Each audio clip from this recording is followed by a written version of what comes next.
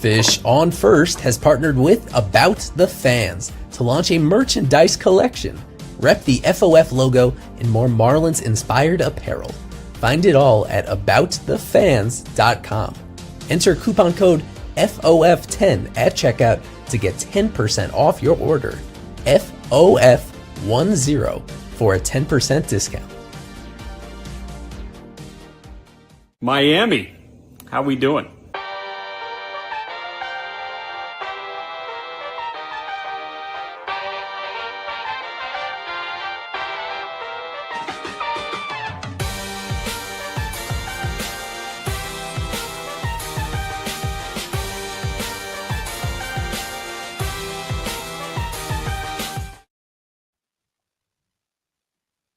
And welcome to this edition of FOF Live presented by About the Fans. As always, as you saw before, you could check out About the Fans for new FOF merch. Yes, we have merchandise, stickers, shirts. Soon to be, maybe we'll have hoodies and more hats maybe available soon. But as always, you could coupon code FOF10 at checkout for 10% off your order. Of course, I'm your host, Daniel. We have Kevin Barran, Eli Sussman, and joining us, Mr. Marlins Minor, Alex Carver, to talk a lot about the Marlins. The Marlins have been in the news quite a bunch recently. We'll get to that, but let's start off with injuries, especially on the field.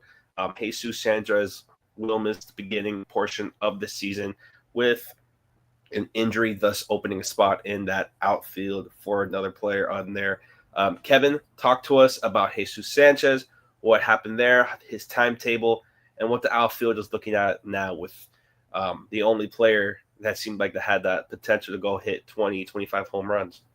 Yeah, Sanchez suffered a left oblique strain. He'll miss 4 weeks, I guess, from the time that news broke. So he'll probably miss around 2 weeks of the regular season, hopefully returning late into that first month. So, yeah, tough loss there for sure. He was having an all right spring, nothing crazy. But again, I mean, you're losing the guy who had the most experience, most service time amongst position players on the 40, man. So definitely a tough loss there. Outfield, though, you still have a lot of guys. You have Hill, Stowers, Conine, Myers. So you have your depth, and you have someone like a Sonoha who could also play the outfield spots if needed. So, yeah, huge loss offensively, but in terms of depth, you find yourself in a pretty good spot. But we were talking about it a little bit right before the stream, just how bad Kyle Stowers has been. And I know Eli put the poll today, and Marlins fans know how bad Kyle Stowers has been. So, yeah, I'm going to be interested to see what happens. Obviously, you don't want to DFA the guy because probably gets claimed. But, I think, someone like an Almora has been really good so far this spring, at least towards the back half of the spring. Got off to a really slow start, finally getting some more playing time. I'll be interested to see if he accepts the assignment to AAA or not. I'm sure he will. Same thing with Brantley.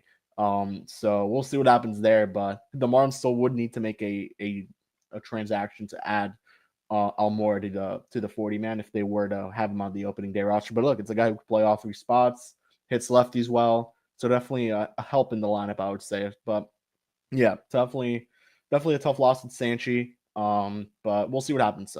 Still a couple more games to go. You also have that game against the Yankees. I think that'll definitely be like a day where you're kind of looking at, all right, let's see who's still here that, isn't a lock to make this roster. And that's more or less when we'll know, who's still up for grabs to make that opening day roster. What Kevin was kind of alluding to there is the Sanchez injury, even though it's a setback to the big league team, is supposed to make this decision very clear cut. If you look at this 40-man roster, they got 20 hitters on there. I have little notes next to 7 of them that got either sent down or got hurt. That leaves 13 guys for 13 spots. It should be, on paper, fairly simple. Bride and Conine, Edwards, Fortes, Hicks, Hill, Otto Lopez, Matt Mervis, Dane, Norby, Sonoha, Stowers, and Wagman. It should just be those 13 for opening day. The problem is that Kyle Stowers in particular, one who is his profile is pretty similar to Sanchez, except with less experience and track record. Like, he has just been the worst performer out of this entire group, and in a distressing way. It's not just bad results, but it's 0 slug whatsoever. Everything hit into the ground. As best as I can tell on the play-by-play, he's hit 1 deep fly ball the entire spring, and it was an out, but only 1 ball that even went a couple hundred feet past home plate. So there's something both mechanically And to my eye, wrong with his approach as well, with him taking hittable pitches, whiffing on hittable pitches when he actually has to swing the bat in a way that if something doesn't show up over these final few days, then it's just hard to imagine him having any sort of success in the big leagues. That's kind of the information gathering I feel you can do during spring training that actually matters, where a guy just looks lost at the plate and really out of sync in a way that unfortunately is really familiar to the way that he looked last year over the summer when he came over to the Marlins in that trade. So there were some more positive signs late last fall, but overall, it's been a super underwhelming performance from him in a way that the poll that Kevin referenced right here, these are results as of a few minutes ago, in terms of whether people felt that they can brush aside the slump or whether that's an indication he should be sent down.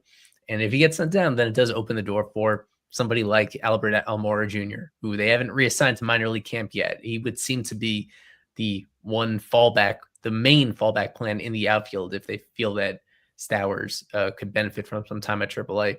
And I feel like it could go either way. He has to show something over these final few days to indicate that, he's not totally lost right now. Otherwise, it just feels like you're setting him up for failure. That's, even though you want to give these guys opportunities to show themselves in the big leagues, he is right in that window where it seems like there's nothing left to learn at AAA. You don't want to embarrass him. And right now, just based on the way that he's attacking and not attacking pitches that he's been seeing, just doesn't look like it's going to work at all unless something clicks very, very soon for him. And the Marlins are gonna have to already make a 40-man room to add Gillespie on there. I believe he's not 40-man, so he's on the 40. Okay, I'll never mind. again. I retract my statement. Yeah. But Stowers has been terrible, like 15 strikeouts and 30 at bats, only 4 hits. And Eli was mentioning the slug, 133 slug through 12 games played. So it's been rough, certainly. He has the versatility. He could play all 3 spots. Not great, but he could play them. But I mean, outside of that, you're looking at a guy who is going to strike out 40% of the time, maybe a little more than that. Just at this current juncture where he is right now, not good. Just the trajectory of him, and I'm not saying he's the same as this player, but just the trajectory of how he's gone so far, it is reminiscent to me with he made adjustments last year. It started to work out. Now he's made adjustments again this spring. Those are not working out. So were the adjustments ever working in the first place that you did the first time around? They worked a little bit, as Eli alluded to, but now all of a sudden you're making more adjustments that he alluded to this spring with his stance and swing and stuff, and those are not working. So I think that there's a lot being changed here with this guy from what he was as a minor league player. And to me, it reminds me of Lewis Brinson. Lewis Brinson, they changed that guy's swing and mechanics like 17,000 times, and he just couldn't find anything that worked. So it started to work a little bit, and then it fell off again.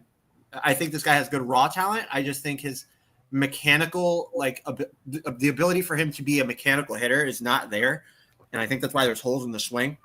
I think that's why there's issues with him trying to force power and not getting under the ball at all. And more so just like Eli said, ground outs or strikeouts. He's, by my look, not ahead in the count very much at all. So I don't even think the eye is ever really was a true strength of his. I think the 2 contact ability was what I see was growing up as a minor leaguer, but once he hit like the upper minors and now in the major leagues, it's been pretty terrible. So again, it's a guy that they're trying to fix a lot of things with over and over. He made adjustments last year. Now he's made adjustments this year. He's going to have to adjust something else. So it reminds me of Lewis Brinson, a guy that has good raw talent that just can't figure it out mechanically. Yeah, and it's just like it's like such a bad approach too, because like it's not like ever since he's been in the minors, it's not like he's struck out, a little bit. It's been like 30 consistently. There's a couple of years where it's like 22%, 10%. But like those are in smaller sample sizes. And Eli mentioned that dude beats the ball to the ground more than anyone on this team, and it's not good. I mean, I don't know how you justify it. I guess the justification is what he's got 1 option left. So are you going to burn it now? Or are you going to give him a chance to maybe prove himself at the start of the season a little bit, or are you just going to burn it? And I don't know. I mean, he's a lefty bat, which you need in the lineup. They need on the bench. So it's hard. It's hard to justify just looking at the spring training numbers, but it's not even the numbers. It's just, what he's doing right now. And it's It's not convincing whatsoever, and it's tough because this was a guy who came in the trade for Trevor Rogers. I know he wasn't the main piece, but I think Isaac was mentioning this on Fish and Filter. Like, he has some value. Like, he was a former top prospect guy who hit his way through the minors, made it to the majors, was going to have an opportunity to play every day, and unfortunately just hasn't won the job whatsoever. I mean, Conan has by far outperformed him. And even a guy like Albert Almora, who many thought was just going to be a filler guy in camp, has outperformed him recently. So, yeah, we'll see what they do. I think he will be on the opening day roster, but I mean, I don't know how much of a leash they're going to give him. I think his main competition would have been Hernandez, and he got sent down. So that guy had a really good spring. He's younger than Almora. So I think that was probably his main competition to make the roster. I think he'll be on the roster, but the question is going to be, I don't think it's a question on if he's going to be on the roster. I think the question is going to be how long of a leash does he actually get before they use the option. So it's unfortunate. Fortunately, the Marlins got a little bit more out of that trade, and I still think we'll win that trade. But yeah, it's just like you said, a former top prospect who just can't figure it out, which sucks. I think they'll win the trade. Yeah. So let's go from that. Speaking of options, if you're a former professional player or a college player, you might have a different option than what the Marlins have just said, and that's a practice squad. This almost came out about a week or two ago. The Marlins were looking for practice squad players to go ahead and face off against their low A team in Jupiter from April 1st to the end, around the middle of September, around $150 a day. So it was around from 12 to 5. You're making around $30 an hour. Around 10 to 15 home games in between that. And really the main thing that really came up for this as of late was just the MLB pushing back against it, saying they can't do it. It's not going to happen. And really also, you could say the media reaction. There was a lot of media reaction, maybe some of it towards against it, saying that if the Marlins should just go ahead and sign players, if they want them to face their low A team and not just get people who maybe are working 9 to 5 to come in and face the team. Sign the players, give them health insurance. Those were some of the topics going up against this. Eli, talk to us about this practice squad. Was this just a bad idea from the start, or do you think maybe this could gain traction if there's maybe more of a well thought out plan behind this? Yeah. The thing is, it never really had a chance the way that they described this because of rules that Major League Baseball really pushed for just a few years ago to shrink the minor leagues. That was the effect that it had when they limited the number of players you can have in your whole total organization. And that went in line with cutting out the short season level of minor league baseball. But even now, there's a firm number. I believe it's around 180. It might be actually a little bit lower than that. It might be down to 165 now in terms of the total number of guys you can have stateside across all your minor league affiliates. The Marlins were trying to skirt those rules in this way, where obviously these guys would not be assigned to the Jupiter Hammerheads or any affiliate, yet they would be part of the organization. They'd be employees, part-time seasonal employees, and making less total money. Oh, $150 per day for 5 hours. That's a good deal. But given the limited schedule, this would be cheaper than actual minor league players. And yet they'd be giving the team an advantage in a certain way. So that doesn't mean the idea could have value. It's just something that Major League Baseball itself has made it pretty clear that they don't want anything. They don't want this to be a part of it. They want the affiliated system to be a more exclusive area, to have a fewer in exchange for paying minor league players a lot more money individually than they used to make. There's less total players involved. And this would have been in a gray area for sure, that you're getting all these recently retired players or not, or in some cases ones that don't want to be retired, but just fell out of view and are trying to get their foot in the door somehow, get a way back in. So I understand why the Marlins were thinking about this. It's just that based on the reporting that The Athletic has done, it seemed that they rushed it without actually the people that actually involved in baseball operations would have known that this wasn't going to fly and wasn't going to get the job done. I do have something fun we can do, and it is very fitting that Alex brought up Lewis Brinson, because I had him in mind when I was filling out the questionnaire, which is still online. The questionnaire that was attached to this flyer is still online and still available for people that are interested in seeing what the Marlins had cooking here and what this process would have been like. You see some of the same information on the questionnaire that was on the flyer, $150 a day, noon to 5 p.m. And it's a pretty simple form that you fill out where you put your last name and first name. Let's say I'm a young man named Brinson Lewis right there. You give your email address for them to use, your phone number. That's actually a Marlins phone number that I found. Let's say doxing anybody. Stephen Lewis's number. Yeah. What positions do we play? Let's all 3 outfield spots. We have some versatility. College and professional teams you played for: Brewers and Marlins and Giants, the Yomiuri Giants. You need a resume? Then you attach a copy of your PDF, of your resume right here.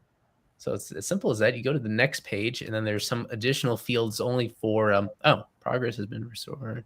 Hold on. Let me go. Oh, yes, here we go. So here's the next page. If you're a pitcher only, they have some additional details. What would be your pitches, guys? Yeah, in this case, I'm pretending I'm not a pitcher, but that's interesting. No sweepers on here. Maybe I'm a sweeper. No knuckleball either. Let's be a knuckleballer.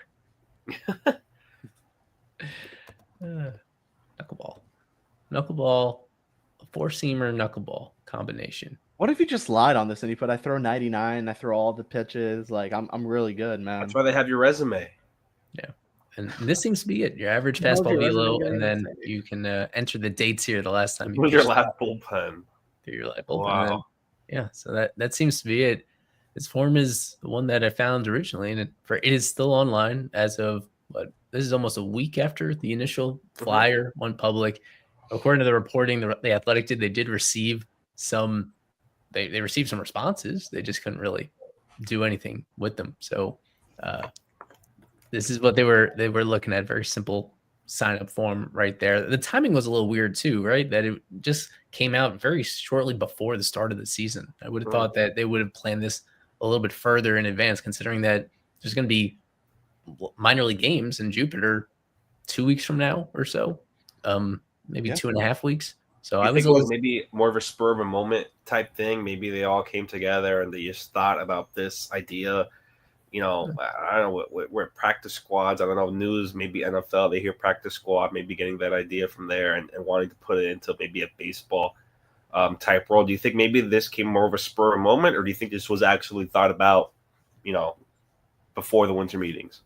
No, based on how simple the questionnaire there is, it seems like this came together super. You did it on a Google Doc, for the love of God. Come on.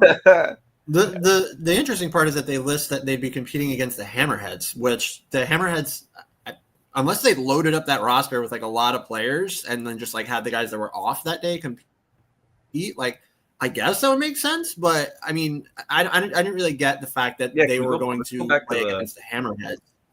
Yeah, I don't get that. Who have their own season going on. Like I didn't understand that part of it. It would make more sense if they were competing against FCL guys, especially early in the year before their season starts, or DSL guys if they wanted to bring them over and play some games there, I guess, before their season starts. That would make sense to me. But the fact that they listed specifically that they'd be playing against the Hammerheads, I was like, okay, so they're going to play against these guys and then go play at night or actual game? Like, well, how is that going to work? So I didn't really understand that part of it, that they actually listed the Hammerheads. But I mean, moreover than anything is like, does this give, like, obviously the players that would be signing up for this, maybe they had a chance at the big leagues. A lot of them probably did. Maybe a lot of them never got a chance. Maybe they're UDFAs, undrafted free agents, whatever it is, that are just trying to make, a way and get their foot in the door kind of thing. But would this provide like an unfair advantage to the Marlins, who now have extended looks at these guys? They're paying these guys. They have them in front of analytical tools. Is that going to be an unfair advantage to another team that may unlock the next great undrafted free agent? And yeah, that's a possibility, especially if these guys have a commitment. So go out and scout players and do it the right, like not the right way, do it the way everybody else has to do it, rather than, I guess trying to kind of try to do the right thing for your system, but also kind of try to just like a loophole kind of thing, I guess I would say. So this is something I've never seen before. I'd never seen this before. You're actually getting paid to play against minor league players on a practice squad. It's something I've never seen before. I don't think we'll ever see it again. But I don't think it was well thought out at all. And I think the league was quick to shut it down, and I don't blame them.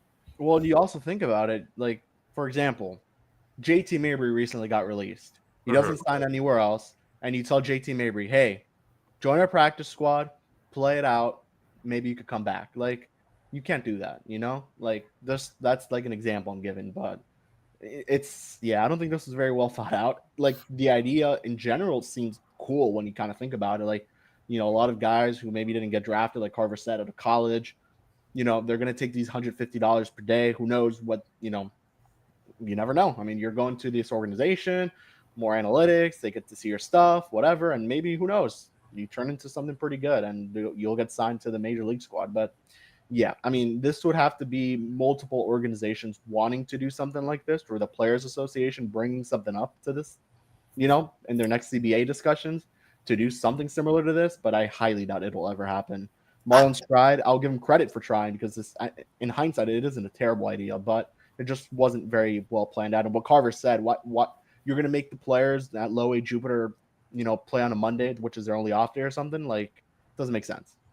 Yeah, and like, why not just hire more scouts, right? Like, go scout the Pioneer League, go scout the American Association, like, hire more scouts. Yeah, I get that, in this setting, they would have more access to, like I said, right in front of their face, and it's analytical tools that they would have more access to.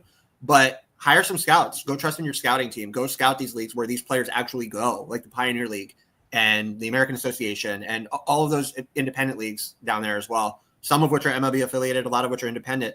If you're going to do something like this, why not just hire more scouts? Whereas something like this, it didn't really make sense to me. Scouting is where these players, if you're going to find like a diamond in the rough kind of player like this, you need to scout them. And that's kind of what the Marlins are finding out now, is that this is not going to work.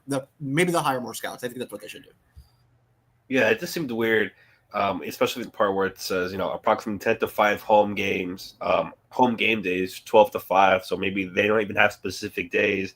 It seems like maybe just be ready from that time, 12 to 5, and we'll call you when we need someone to play. Come in a couple hours earlier to come in and prepare. It just seems like there's so many logistical issues here. You have to think about insurance. What if someone gets hurt? Are they going to be treated by the team?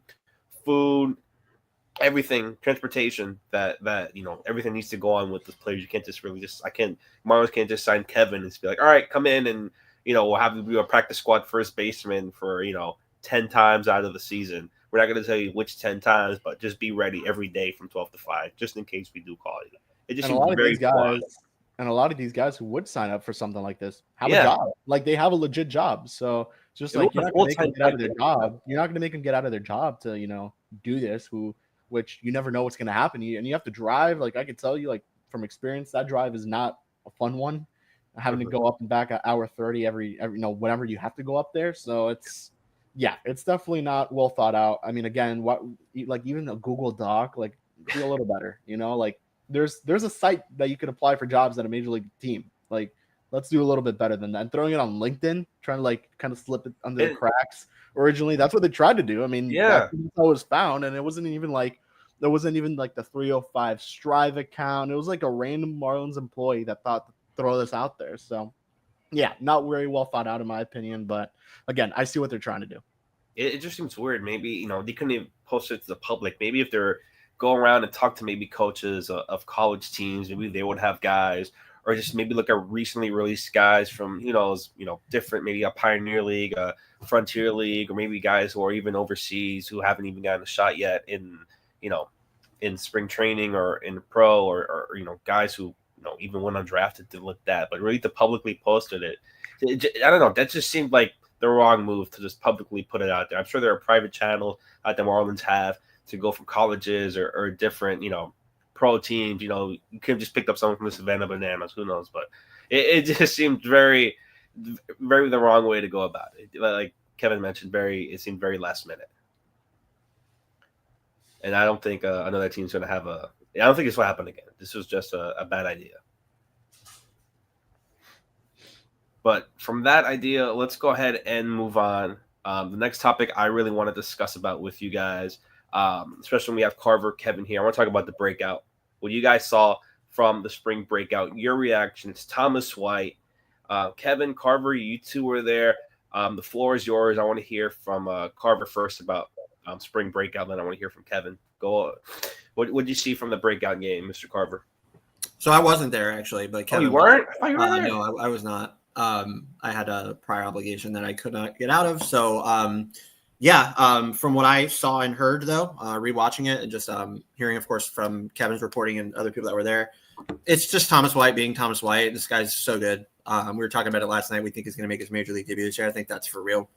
The pitching was great. Offense, these are young kids, so it is what it is. Andrew Salas almost put one out, which would have been amazing.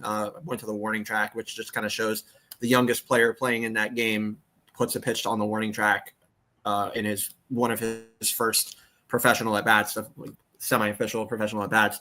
That kid's going to be so good. I'm so high on Andrew Salas, and I think that's just the first look that you'll see. If that ball would have gone out, I'd still be talking about it right now.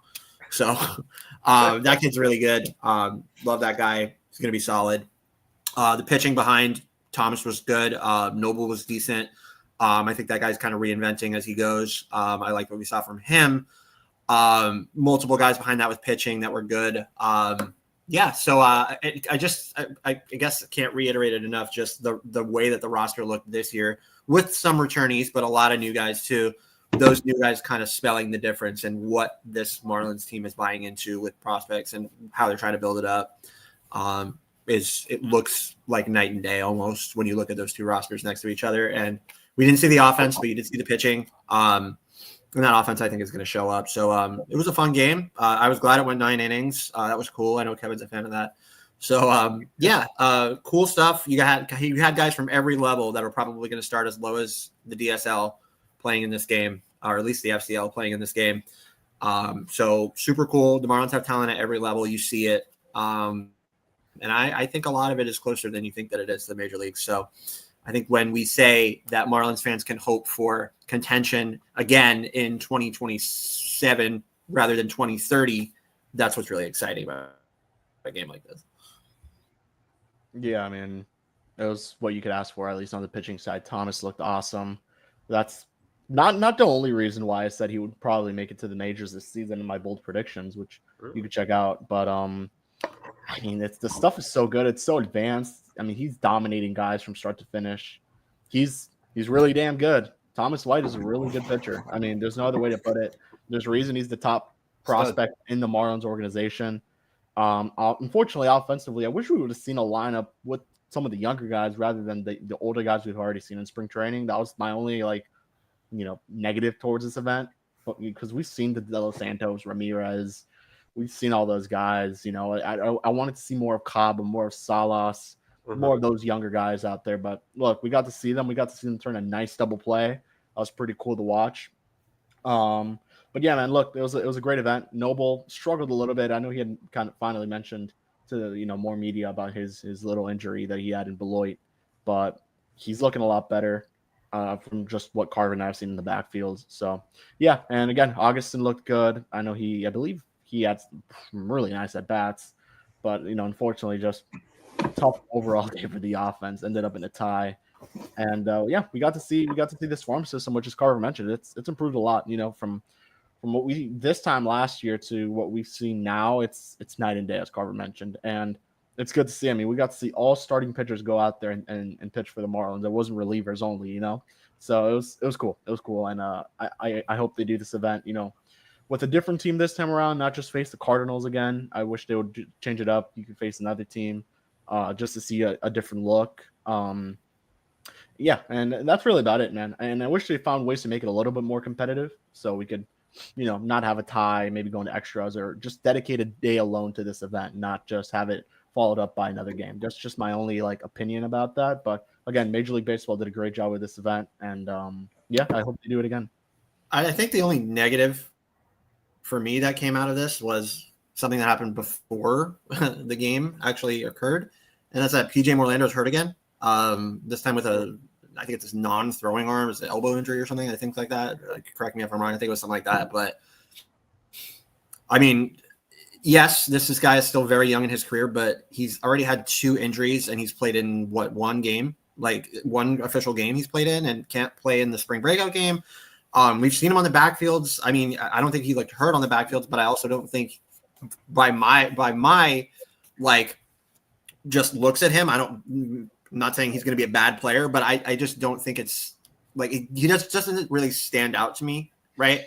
I think the swing is pretty long. I think that he has a lot of work to do. He's a big kid, big dude. But the Marlins saved money with this pick, I think, for a reason, to do with what they did in the rest of the draft. I don't think they expected him to be injury prone, or else they wouldn't have drafted him, because according to them on draft day, that's one of the reasons why they didn't get Carson Bench, just because they didn't like the physical. So I don't think that the Marlins expected this guy to have health issues, at least the issues that he's had already. But the tools, just like, I'm not going to say they're not good, but they're raw, and he needs work. So this is a guy, I think we're going to talk about it probably at the end of the show, Daniel, like guys that have stood out and guys that, have hurt their stock. I think that Orlando is a guy that has really shown that he has a lot of work to do. That's not bad. It's not bad to have a lot of work to do, especially when you're coming out of a draft and you didn't play because you got hurt. But I think that he has a bit to show still, especially in games, because he hasn't really looked like a first round pick so far. And for those who kept complaining why PJ Orlando wasn't high on our list, on our top 30, why we're so disrespectful to him, he's a first round pick, why aren't you putting him higher? Well, I think you're seeing it now. So I'll just keep it at that, and we'll be seeing it during the season as well, which it's a very raw player still, and there's guys who are a lot more proven than him, at the end of the day. I mean, I think we bumped him up on our list actually from where we had him. Full disclosure, we did not know in advance about his nerve transposition. And the timeline, to be clear, seems 8 to 10 weeks at this point, 7 to 9 weeks from where we are right now. He's probably going to be 20 years old before he's in a game again.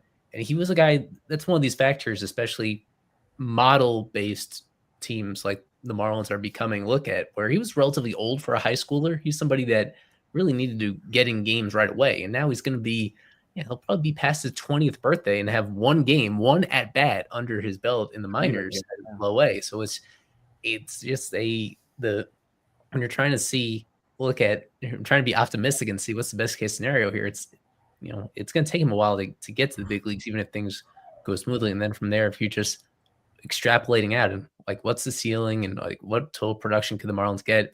The upside of this pick is pretty quickly going away just because of this missed time.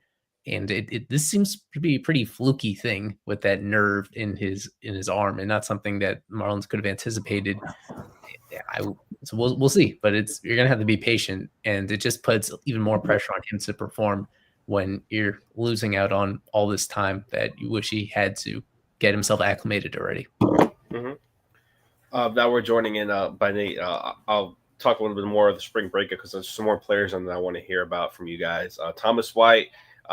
You mentioned previously was named to the spring breakout team, second team all spring breakout. So that's very interesting there in terms of what MLB thinks about him compared to other spring breakout pitchers. But Nate, I want to get your thoughts on the spring breakout.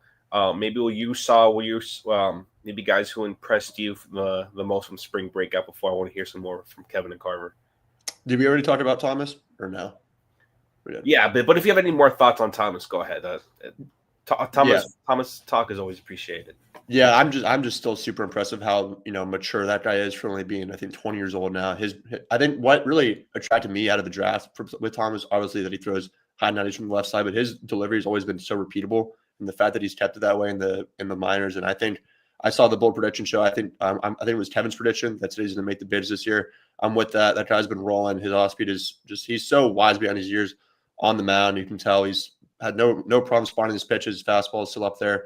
His off speed's impressive as well. So that's what I mainly took away. On the hitting side, it was just nice, like I said, to see those guys that we haven't seen yet, have made their organizational debut, get out there and just show us what a glimpse of the future could look like. So that's really all I took away.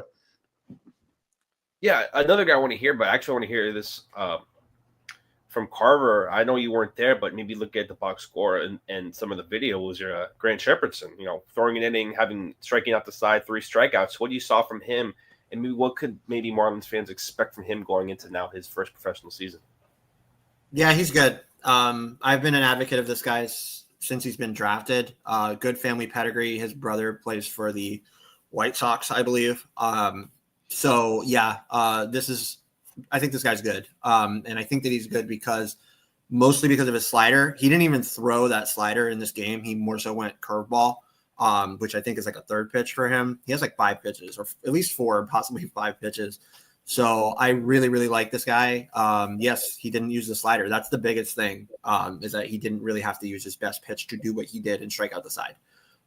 In his, I guess, first showing ever in a Marlins uniform, because he didn't pitch last year. Really good. Is it relief or starter? That's a good question. I would like to see him try to remain as a starter. I think that's where the Marlins will try him out. I think he'll probably start with the Hammerheads as a starter. I think that he could stick as a starter, probably 4 or 5 starter. And if that stuff ticks up, it could even be better. Maybe a 3 starter, 3-4 starter. But yeah, this guy has a lot of pitches. It's decent velocity. The break on his slider is sick. It's a 12-6 curveball. He's got changeup behind it. This guy's good. Wide pitch mix already for a guy just coming out of a draft, I think is awesome. Sucked not to see him pitch last year, but I think that this was just the first showing that you'll see of what he is capable of. Looked really good this spring. He's getting swords and whiffs all over the place back there in lives. I've seen it twice. We talked to him. He's excited. Family's excited for him. And I'm stoked for Shepherdson, man. So maybe not a guy that a lot of prospect outlets are thinking of now, maybe ranking him closer to the back of their rankings, which is fair. But I think he's going to climb up as the season goes along if he keeps this up, because he's good. Well, we'll do some more spring breakout talk because we have a bunch of our prospect guys here. But Kevin, going back a little bit on the hitting side, let's talk about the guy who had 2 hits this game, Andres Valor. What you saw from him, 2 hits, and maybe is he going up some more of your rankings here as we head into the new season? I don't know if he went up or down in our thing. He may have gone like a spot up or maybe 1 spot down, but not because of him falling off or anything, just because, other guys make the list and other guys move up. But, he's looked good so far. He's a lot bigger. He got huge. I mean, 10, 15, 20 more pounds on him of muscle. Looks good. Definitely will start at Jupiter. Hopefully starts at Jupiter. I mean, it would be terrible if he doesn't. But he will play center field. They want him there. They think he could stick at that position. So yeah, I like what I've seen from Valor so far. It's I know he got into game action this last game on Tuesday for the Marlins. So we got a little bit of Valor there. And you like him. I mean, we'll see how it goes. It's a guy who could definitely rise quickly through our list if he really begins to hit.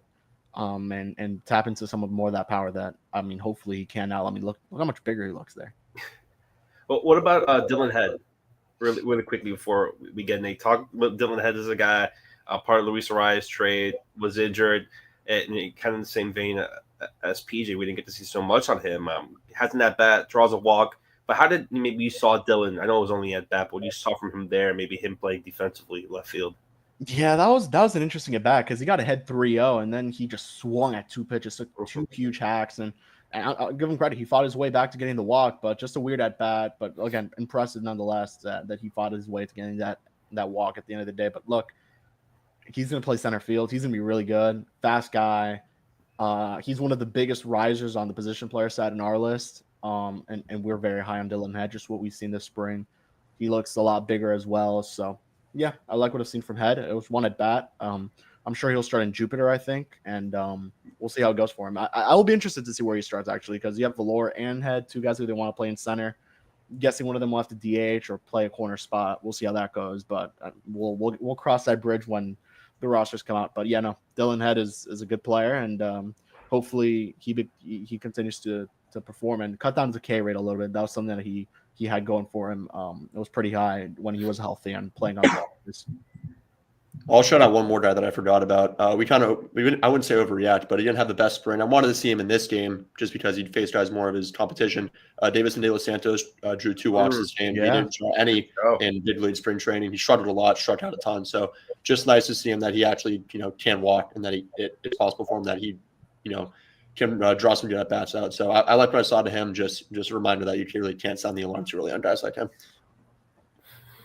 Maybe a guy you can't send the alarms on. I want to hear from Carver about Kiner Benitez. Maybe didn't have the best of games. The alarms? Are you kidding me? No, I'm just saying. Got a little bit of a rough outing there. You could probably talk more about it, Kevin. Having a blown save, a couple earned runs, only 1 strikeout. No walks, though. But how do you see him as the last player we'll mention here for a spring breakout?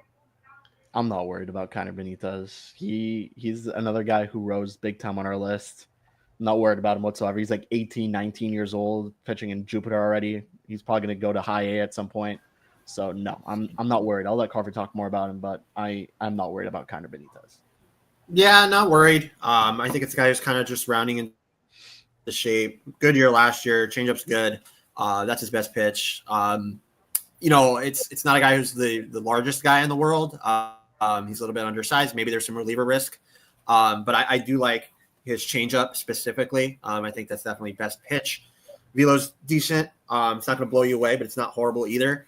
But I think everything kind of relies off of that changeup, which is a sick pitch. I think he's throwing it in this video. I'm pretty sure. So yeah, this guy is solid. That one pitch is a plus pitch, and he's got a few behind that as well.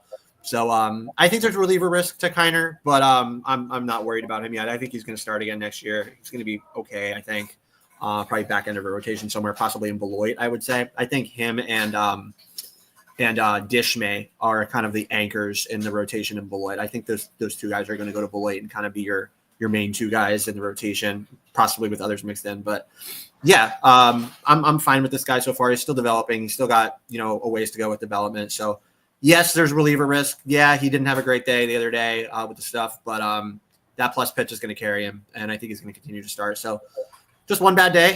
He had a lot of good days last year, and I think he has good days ahead. So I'm still a fan of Kiner. I'm fine with him, despite there being some reliever risk. I think a guy to call out that we didn't mention really quickly is Carson Milbrandt. Yeah, that guy looked fantastic. I mean, the biggest thing with him, he's always had the pitches. He's always had decent velo. He even had a velo bump this year, which is very encouraging. But then the way that he is consistently controlling and commanding, especially changeup. Another guy that really had to figure out control and command. That's kind of what held him back a little bit, I think, last year with Beloit. This guy looked really good. He's throwing harder. He looks better physically. This guy looks really, really good. So I think for a guy that has really improved stock as a prospect, Carson Milbrandt, that guy looks really good. Noble Meyer, we talked to him about, hey, who stood out to you? He called him out by name without even being prompted. He was like, yeah, he's one of the main guys. So, coaches like him too. Carson's a stud. I think Carson's going to be good, and I think before long he's going to rise in prospect rankings for us and other outlets, but he looked really good in this game. Yeah. I want to get one last thought from Kevin. Maybe your overall takeaway from the Marlins, maybe entire what you saw from the players overall, maybe what this brings to your thoughts about the system, seeing the guys now. Does this maybe give you more of a positive, intake about, the development of the Marlins, developmental roster, the minors guys, looking at them all there? Did this give you faith in maybe the future of the Marlins now looking at the spring breakout game, how they performed, maybe even compared to the Cardinals and maybe prior years past for the Marlins? How did you maybe think this team fared? Did they give you? No, I mean, not going to say there's hope or anything. I mean, you never know what these guys can turn into, but does it give you hope at least? No. It was nice to see them go out there and do their thing. I mean, obviously, you liked what you saw. I got to see a couple guys for the first time in person, actually in game action. But I'm not going to say I'm hopeful or anything like that yet. I mean, we're watching a ton of 19-year-olds go out there and do their thing. Like Abba, obviously, he's a surefire shortstop. He's going to be there. But what's the offense going to look like with Salas? Where's he going to stick? Benitez, is he going to stick as a starter? Shepherdson, I mean, that was his first time ever pitching for the Marlins. So I mean, I like what I saw. Obviously, on the pitching side, it was even better. But to say that, oh my God, I mean, no, let's relax. I mean, they're good prospects. The system has obviously improved a lot. But again, the Marlins did this a couple years back where the system was one of the best in baseball, and not many of those guys are even on the team. So we gotta keep our hype or excitement to a hamper expectations. Hamper your expectations. That's exactly what I'm trying to say. From their expectations to what we can actually see, and that is from a week now, opening day, confirmed. Just Sandy going up against what we all thought. Who else? Mr. Paul Skeens, about a week from tomorrow. And I want to get your guys' thoughts now. We're looking at a week from opening day very closely here. Your expectations going into that first game, Nate. What do you hope to see from that first game from maybe Sandy? And maybe what you also hope to see opening day, going up against the Pirates and see if they can handle Mr. Skeens. I'm going to hope for maybe 1 or 2 runs against Paul Skeens. It's definitely not the easiest challenge when you face one of the best pitchers in baseball on opening day, but mainly about Sandy, just seeing him back in Lone Depot Park on opening day, it feels like all's going to be right in the world. Maybe just get a strong 5 out of him. I mean, this spring he's been, I think we've talked about it a couple times, he's been incredible. So if he can just continue that into the regular season, shut down a Pirates lineup that isn't too crazy, I'd be satisfied. And hopefully compared to last year, maybe, clutch up in late innings, bullpen, not going to have a 6-0 there, giving up, go ahead or a game tie and home runs there late. So I'm just really excited to see everyone back at Lone Depot Park, see the fans back. They're promoting the hell out of it with those scenes versus Sandy. So I think it's going to be a great show. I think that it's a definitely deserved promotion. Yeah. Eli, we haven't heard from you in a bit. Thoughts about this opening day, your expectations, hitting, batting wise, your overall thoughts now that, spring break is, spring training's about to be over, and now opening day regular season is truly about to start, as it did a couple days ago in Japan. Yeah, I am unfortunately. I mean, my expectation is Sandy get 5 innings out of him. I hope they exceed that and surprise me. But as much as the way that the Marlins as a whole have been stretching out their starters and lack thereof this spring suggests to me that we're going to see a lot of different Marlins pitchers in that first game in addition to Sandy. So if they're actually going to win that game, some of it will be in the hands of this bullpen as well. And that is historically, the Marlins have been really bad on opening day. You could go back through the years. I'll try to get the exact stats on this. I think they've been about as bad as any major league team over the last decade or so, since they're even more. So if you look at since the new ballpark opens, let me see if I could get the exact numbers. I know their last opening day win was in 2020. Yes, they haven't won since 2020, which was on the road with no fans in attendance against Philly. They've lost overall. I cannot believe this is real, but they've lost 9 of their last 10. 9 out of 10, with that being the only exception. They've not won an opening day with fans in attendance since 2014. And as I'm scrolling through these opening day lineups, I'm reminded that Rob Brantley was on it back in 2013. I don't think he's going to make the cut this time, but it's funny that he's still in the organization and he was in that opening day lineup not like 12 years ago, appearing on this list.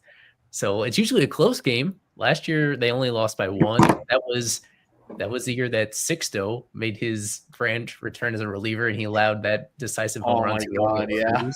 As I'm jogging in my head. The year before, it was only a 2-run loss. The year before, I guess one of the more eventful games was against the Giants coming out of the lockout, where I think that was supposed to be an opener at home, but they had to chop off part of the front of the schedule because everything got delayed. They opened up against the Giants. That game went to extra innings. I believe Anthony Bender blew a save in that one to force it to extra innings, stuff like that. These games are usually close. It's just that they have lost so many of them that is a small thing that I think people would really appreciate if they find a way to win this one, especially in the aftermath of last year, where they did not win a single baseball game until almost a week and a half into the season. They lost 9 in a row to start the year. So that is one thing that you're usually not too concerned about on opening day. But in this one, it'd be especially gratifying when you take everything into account.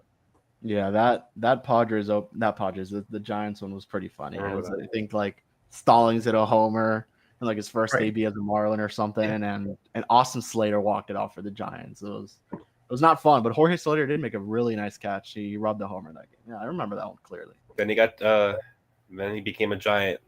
Yeah, and then the Sixto one is funny. That was like the second pitch he threw in his return. He gave up the bomb to O'Neal Cruz. And Cronin, they sent him down the day after. They did him dirty, but yeah. Yeah, we can talk a little bit more about opening day. Nate, on opening day, what do you hope to see maybe from Clayton McCullough? Again, his first opening day, his first game ever, regular season game as a manager for the Marlins. What do you hope to see from him, and maybe how do you think he'll be able to handle this lineup and maybe going in there, handling Sandy and getting ready for that bullpen? I mean, I think he'll be fine. He's had a good amount of experience by now. Really, when you're facing Paul Skeens, there really is no right lineup to throw out, especially with the talent on this team. I mean, I think, like I said, I'm hoping for 1 or 2 runs from these guys. I mean, they saw him in Pittsburgh, I believe, last year. So I'm still not expecting much, but maybe a run or 2. Then with the bullpen, just I trust him. I think he's going to command the ship just fine. Like Eli said, I hope they do let Sandy go more than 5, but I think they're going to play it really cautious. Maybe 6, maybe let him get into the 6 and then pull him, but it depends on how the game goes. Bullpen wise, like you said, yeah, just use the high leverage drives when you need to. I think Clayton's going to do just fine. I have really no reason to believe he's not. Yeah. Carver, lastly for you about opening day, what really has to go right for the Marlins in your view? Maybe opening day, that whole series against the Pirates. Yeah, I think it stems on the pitching. I mean, I don't think this offense is particularly good for the Pirates. I mean, they did a little bit in the offseason. I know they got Tommy Pham and they got a couple other guys. They have some good young players.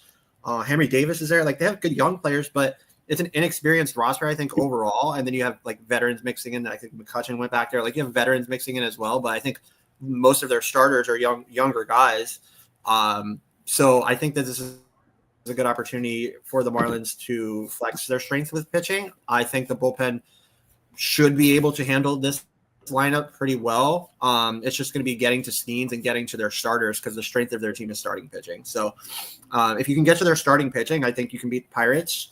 And I think the Marlins have enough talent in the bullpen and in the rotation still, even with everything that's gone on. I think they have enough, especially the first 3 days, to be able to go out and win this series. So I think that it's going to stem off of the fact that you just need your best pitchers to show up. You need Sandy to show up. You need Weathers to show up. Whoever's going to start the 30, you need him to show up. As long as those guys show up starting wise and then matriculating into the bullpen, which, other than the loss of Nardi, I think that the Marlins bullpen is totally capable of being decent this year. You had some guys behind as well in the minors that I think are good.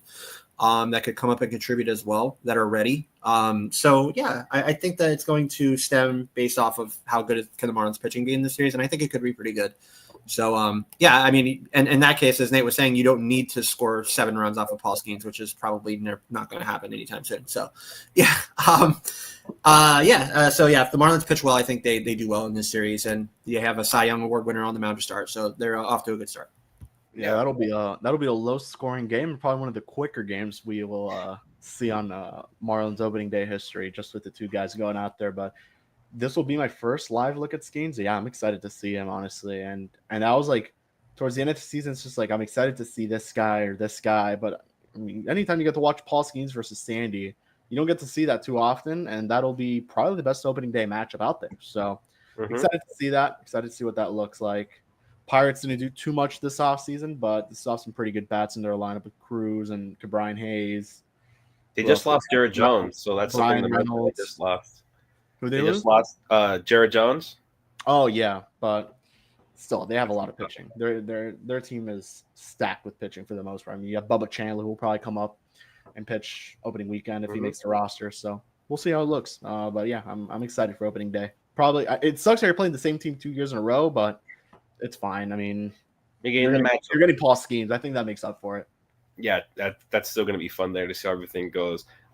Let's just finish off very quickly. I believe we mentioned this in the top of the show, or maybe we did before, talking about the grievance that could potentially be filed to the Marlins in the offseason, just the amount of money they've spent, and really depending on what Bruce, his spending ways with the roster and really going there with the MLB. I believe Ken Rosenthal wrote about this about the potential grievance on the Marlins. I know, Eli, you could talk a little bit more about this, maybe what this means for the Marlins maybe in the future. Ken has been on this since the offseason anyway. I don't think there's a whole lot of new stuff here other than a reminder that the Marlins still have not complied. They don't seem concerned with it. And it matches my speculation that they feel that they're not actually going to get in trouble because the grievances that were previously filed against them now more than 5 years ago are still in limbo and still have not come to roost. There's been no firm consequences of those anyway. And the alternative is spending more than $20 million from where they're currently at in order to satisfy the terms of what's at play here, in order to spend a certain percentage of their revenue sharing money and putting it back into the payroll to go from an $80-something million payroll to somewhere north of $105 million. And they don't think it's worth it because that's whatever the big penalty turns out to be. It's not going to be as much as the money that they would have to spend to get in line with this one in a season where they're not going to be competing. And given, especially with this team, their track record of striking out on free agents, even when they do spend money, these guys don't turn into their best selves once they come to Miami. I can understand what he's thinking here, I assume the directives have to come from him about how they feel their payroll should be at during a season like this, and not feeling like it's a priority, even though the Sacramento A's took it more personally because they repeatedly have been kind of below the acceptable level of spending. That they're the ones that surprised everybody this offseason with how much they spent in free agency and extensions combined. And the Marlins haven't done the same here, but it's a bummer. I think anytime that they're in this situation, money never really hurts putting together a team. It always gives you more margin for error to make choices. You'd like to think that a really well-run front office would be able to put together a better team and to acquire better assets if they're able to spend more money. And the Marlins haven't done that. So it's going to be at least another year until we see what Peter Bendix actually looks like with a mildly competitive payroll. And at the moment, they are right near the bottom of the league. They're usually not at the very bottom like they are right now.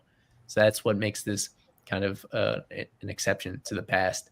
So it's no real firm update on here other than naturally across the league, there's people that are feeling salty about it. The fact that their teams have to spend at a certain level, even if they don't feel that's totally necessary. And yet the Marlins and their ownership feel like they're above the fray here and that they're going to avoid any penalties because they've spent money on the things you don't see, on their expanded weight room and on the renovations to Roger Dean, stuff like that, on adding front office positions.